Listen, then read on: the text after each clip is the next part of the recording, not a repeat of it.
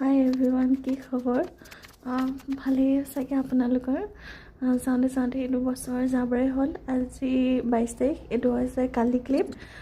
যিহেতু কালি অলপ ক্লিপ লৈছিলোঁ, সেইখিনি এডিট কৰিছিলোঁ। এডিট কৰাৰ পাছততো পঢ়াত লাগি থাকিলোঁ, চ' দিয়া নহ'লে। কালি অলপ পৰহিলৈ প্ৰেজেণ্টেশ্যনেই আছিলে মেথছৰ। কালি অলপ টাইম পাওঁতে সোনকালে উঠি পঢ়িলোঁ। যিহেতু ইমান ঠাণ্ডা, সেইবাবে টেবুলত পঢ়িব নোৱাৰি, আকৌ বিচনালৈ আহি পঢ়িছোঁ। ৰ'দটো ওলালত সেইকেইখনো অকণমান সুধি দিছোঁ, ৰ'দটো পৰক বুলি ৰুমত। ইমান বেছি ঠাণ্ডা, এইবাৰহে বেছিকৈ ঠাণ্ডা হৈছে। ধুনীয়াকৈ খিৰিকীবোৰ খুলি ল'লোঁ, খুলি ৰুমটো অলপ ঠিক কৰিলোঁ।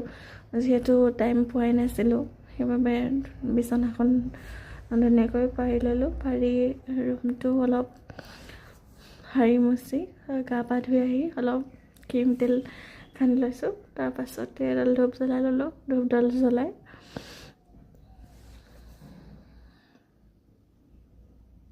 ধূপডাল জ্বলাই কালি চানডে আছিলে, ৰুটি খাই ল'লোঁ।